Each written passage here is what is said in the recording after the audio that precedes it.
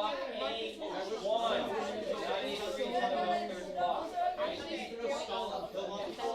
That's for your MVP. Okay. Germany is next, and the proposition is going to start. Oh, we're starting? Yeah, man. So what that means, guys, so that guys, shut up. It's so hard to talk over people, and I don't have time. Thank you. Try to make sure we all have time to do this. Sorry, Sir Racker. Don't be sorry. Be quiet. So the question under debate is: was the rise of Nazism in Germany inevitable? So we're going to start with the proposition who are arguing yes, it was inevitable. Speaker order, please. Freddie, Mingyu, Belinda.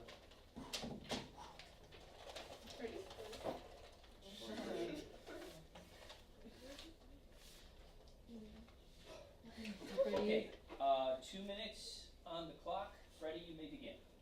The rise of Nazism in Germany was inevitable due to a combination of three factors of the area. The first being the Treaty of Versailles, the inability of the pre-existing Weimar government, and the excellence of Adolf Hitler. In 1919, after the signing of the Treaty of Versailles, was the spark that started the rise of the Nazis. In Article 235 of Part 8 of Reparations states, Germany shall pay in such installments and in such manner, whether in gold, commodities, ships, securities, or otherwise, as the Reparation Commission may fix, during 1919, 1920, and the first 4 months of 1921, the equivalent of 20 billion gold marks. This caused the German Weimar government to print more bills to pay the 20 billion mark debt. The effect of this was the massive decrease of the value of the German mark, making many citizens poor overnight. Some even struggled to buy loaves of bread and other forms of food. Another issue created by the Treaty of Versailles had to do with Part 5, military, naval, and air clauses.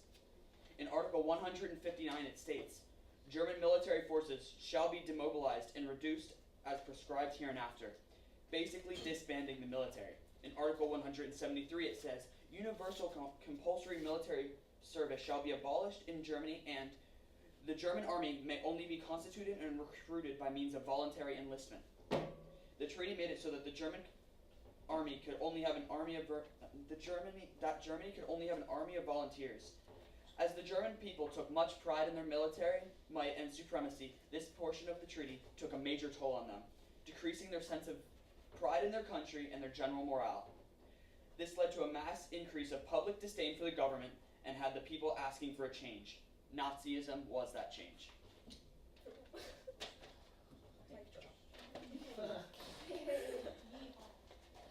Hold up, can you hang a sec? Yeah, of course.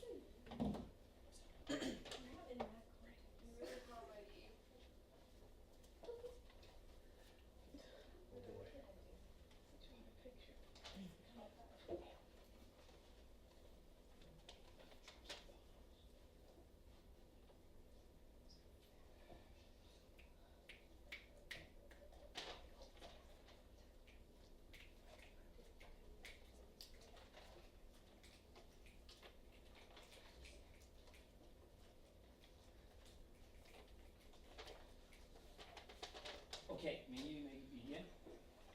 Some may claim that the rise of Nazism was not inevitable because there were many other valid candidates in the 1933 elections, that Hitler was lucky that he got elected. However, Hitler's election was not coincidental but destined. Germany, being one of the most nationalistic countries in the world, were shattered when they found themselves losing World War I, and even were more humiliated when they were forced to pay work tributes that had no part in constructing. That was far from it. Internally, Germany suffered from a Great Depression that demolished the German economy and at one point left 6 million Germans unemployed. At this point, Germany was no longer a major power head of Europe. As a matter of fact, the power rapidly decreased on a daily basis. The German people couldn't believe that their security would compromise so easily and desperately looked for a brilliant leader that could bring them out of their misery. The Germans did not get what they wished for, though, for a long time. According to Crisis and Conflict, the politicians of Germany at the time were passive, mousy, and cowering, and rarely when there was a brilliant leader, they would serve only a few months of sentence due to the Weimar Constitution at the time. At this point, lots of Germans lost hope. They thought that was the downfall of Germany. But then came Hitler. Unlike other politicians of Germany at the time, Hitler was intelligent, assertive, charismatic, unswerving, and also aggressive. His ideologies were simple but right to the chase. He demanded the union of all Germans to form a greater Germany. He demanded the end of Treaty of Versailles, and above all, he promised the Germans that he would restore the superiority of Germany once again. Pause. Think about it. If you're a German citizen in 1933, would you rather vote for one of these corrupt, mousy, and cowering politicians, or would you rather for someone that is energetic, charismatic, and determined like Hitler? I know I would vote for Hitler, and that's what the majority of Germans vote too. Which is why Hitler unsurprisingly won the 1933 election with 37.3% of the votes, according to the National German Stat Table. To conclude, as Hitler's ability drastically excels all his competition in 1933, it was inevitable that Hitler would win the election, which is why the rise of Nazism was inevitable. Okay.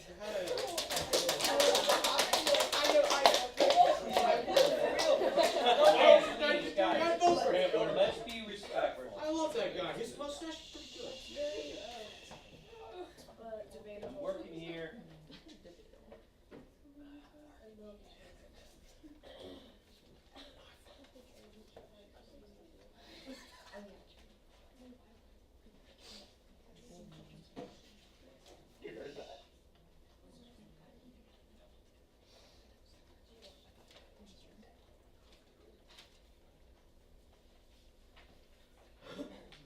Okay, Linda, we're ready. Okay.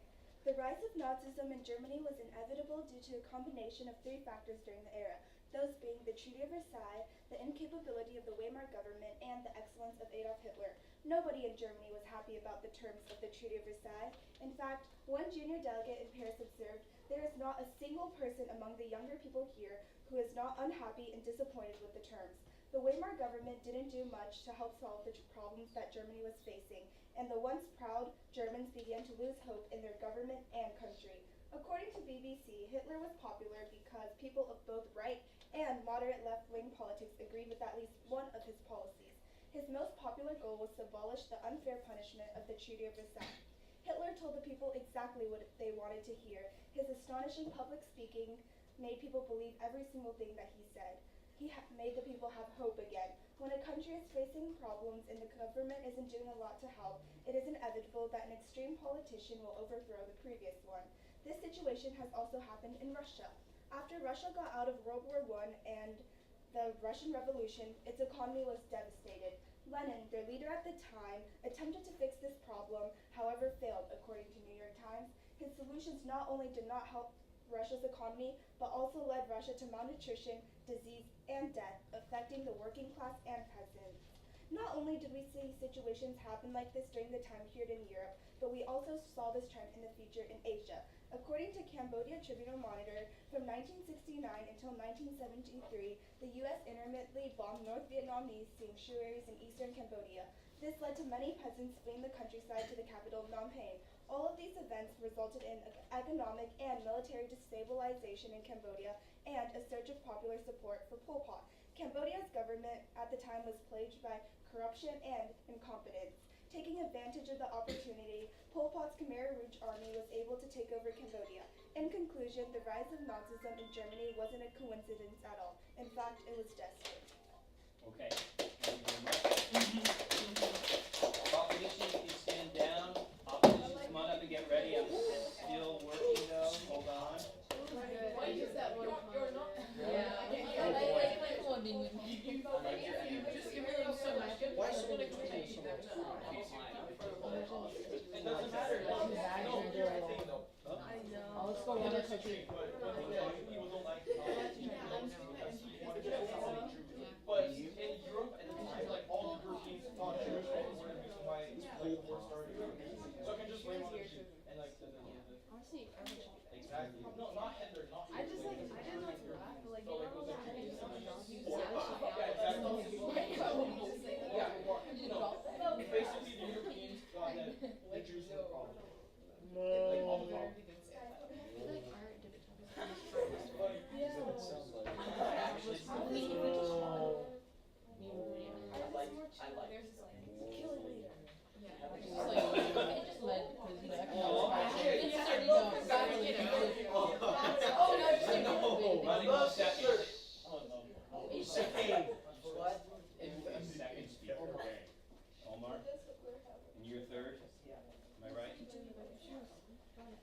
Do we, Mr. Ragnar, Who's playing it?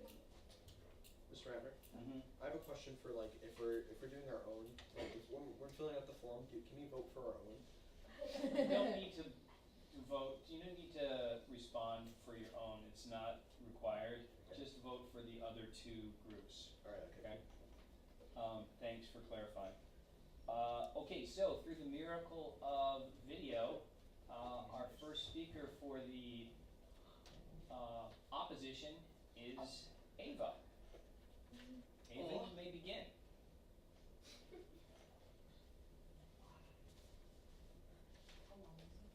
We all know the rise of Nazis was the backwards vote.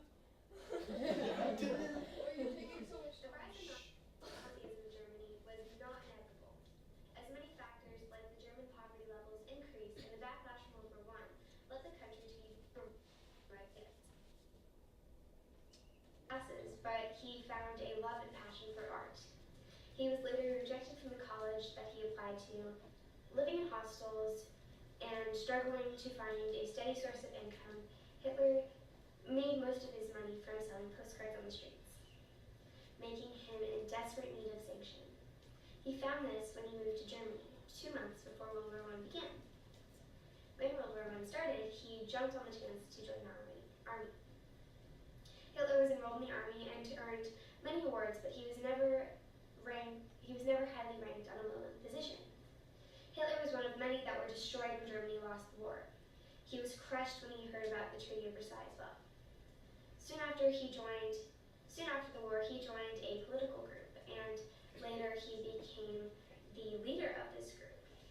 He started to build his supporters and build his group, and later they spoke out in big groups and started to get the people's opinions and started to get the people on their side. I felt like I was under a spell when I heard him speak. His strong will and the strength of his sincerity seemed to flow through him, from him to me. I believe everything he told me. This was said by a German who listened to one of Hitler's speeches in 1922. With saying this, Hitler was able to gain the trust and hope from the people. But how could this have been stopped? Adolf Hitler's success could have been stopped from outside forces such as the Allies or internal forces such as the Chancellor of Hindenburg. This was also preventable factors like the Treaty of Versailles signing.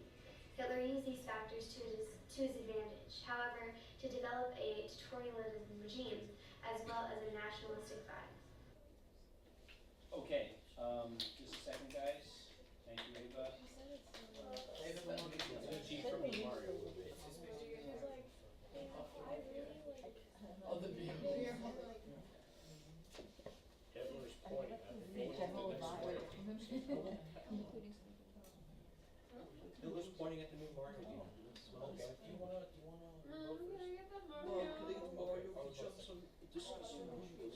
Sure. I wanna cook a Goomba as well. I'm so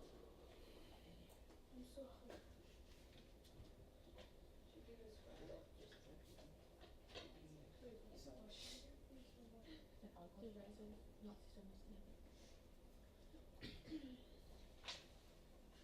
Okay, Omar, you may begin.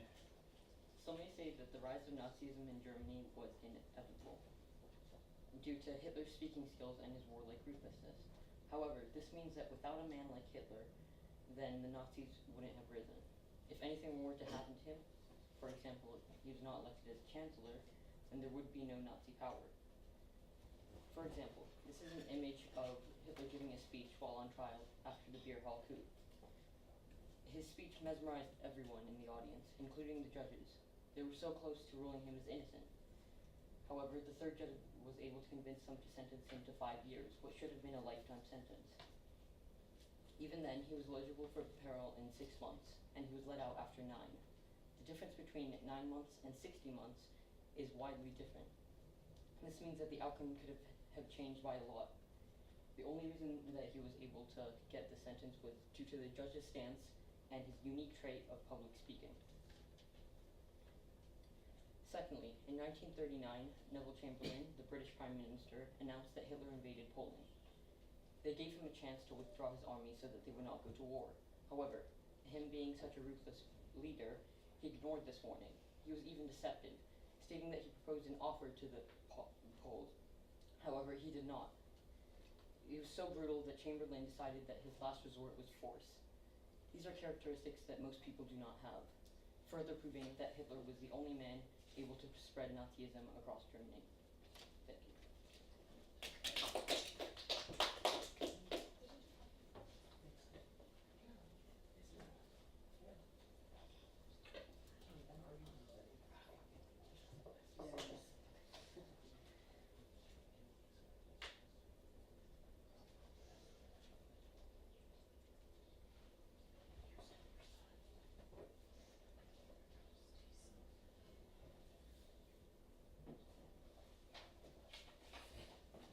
Ronnie, you may begin. Okay, I want all of you to just imagine this. You all need to go to the bathroom really bad right now, okay? So you go up to Mr. Ratner's desk and ask him, "Can I go to the bathroom?" Now, instead of him saying, "Ask your group for permission," he says in a really loud and mean voice, "Sit down!"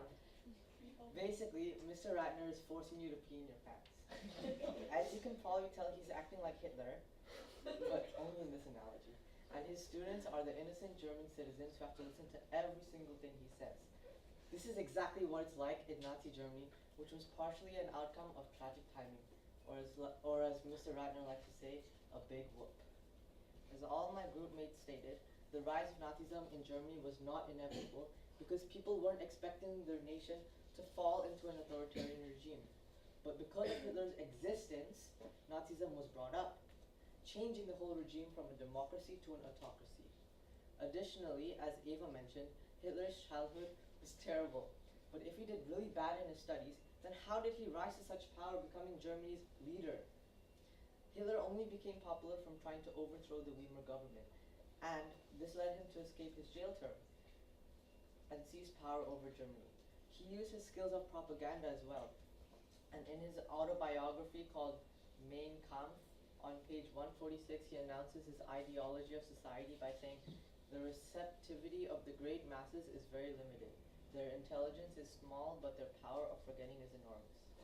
Hitler used this perspective of society being dumb and forgetful as a fuel to generate a plethora of convincing propaganda, which paved his way to form a form of Nazism that only he knew the consequences of. All of this conveys the idea that without Hitler, Nazism wouldn't have occurred, as Hitler drove everyone into perceiving Nazism as an opportunity for peace, although they were in for something much worse. All right. Ready? Timing to a 1 minute from now. Thank you. 1 minute from now, the proposition side has a 1 minute rebuttal opportunity. This is the only valid argument that's good. Innocent German citizens, innocent German citizens. No, basically that's not related to these guys.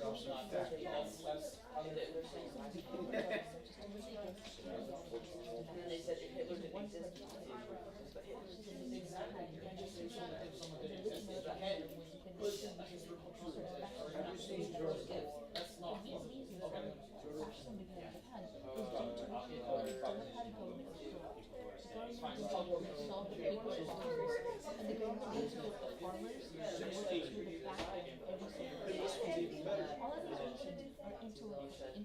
They were angry at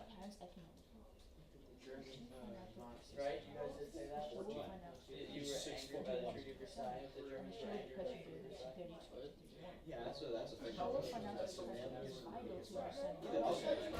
All right. This is happened before the Japanese and for supporting the thing that first was Okay, it's time for rebuttal. Okay, I need Linda is up there to rebuttal. Let's tune in, audience. Linda, you may begin. Okay, firstly, one of your guys' points was that if Hitler didn't exist, there would be no Nazism. Well, you can't just say if Hitler didn't exist, this wouldn't exist, because we could say that if there wasn't the Earth, we wouldn't be having to do this debate right now, but we still have to. So it's not fair to say that if Hitler didn't exist, none of this would have happened. And also, their ideas not only came from the Treaty of Versailles, they also had a theory called the stab in the back theory, where the Nazisms and also the right-wing politics explain explain that it was the Nazis and the government who had stabbed them in the back, and even if it wasn't Hitler that led his party to the rise, another politician could have had the same ideologies as the Nazis and then took over power.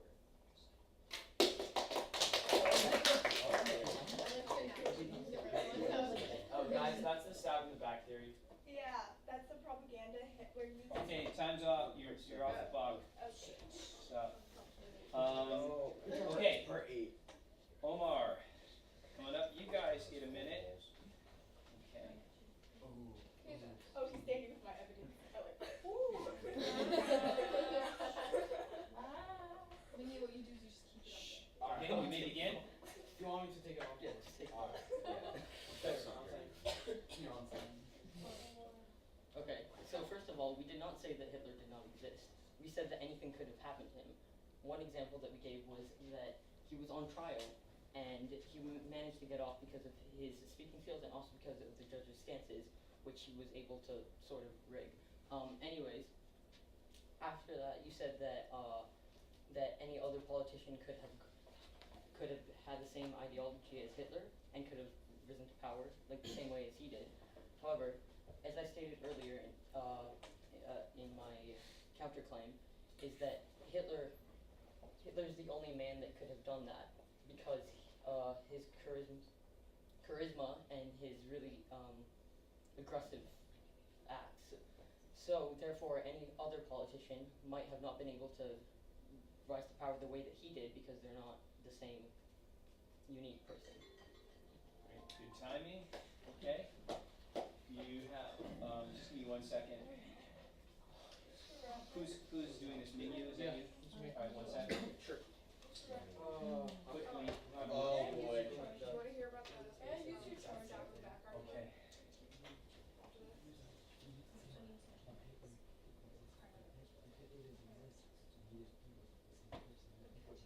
Okay, Mingyu, you have a minute. Listen up, audience. Alright, so the opposition said if Hitler never got elected as chancellor, there would have been no Nazism at all. But that's exactly the point we're arguing here. That due to the combination of 3 political factors, one being the excellence of Hitler, second being the weakness of the Weimar government, and third being the Treaty of Versailles that already existed in the era, Hitler was destined to become the chancellor of Germany, which is why the rise of Nazism was also destined. And as Omar said previously, if someone had ability, that we claim that if someone had the ability as Hitler, they would rise up to power just like him.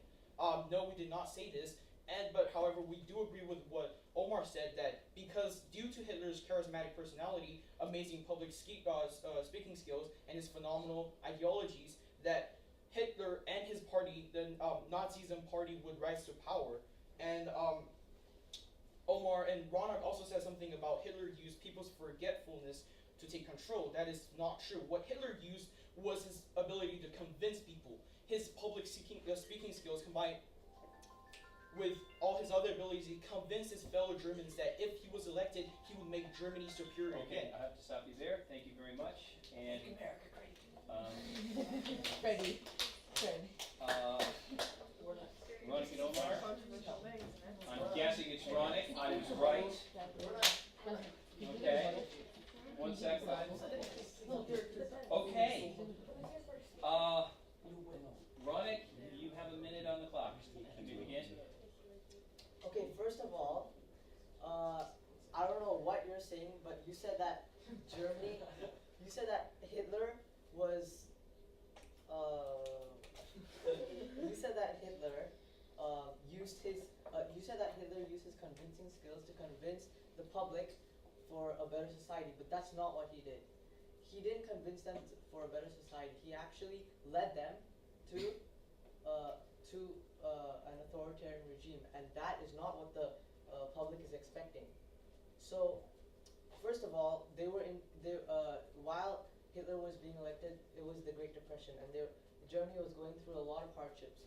So Hitler was the only chance for the people to gain hope, and people didn't have a choice but to vote for him. And Hitler used his advantage to build up his army and create Nazism.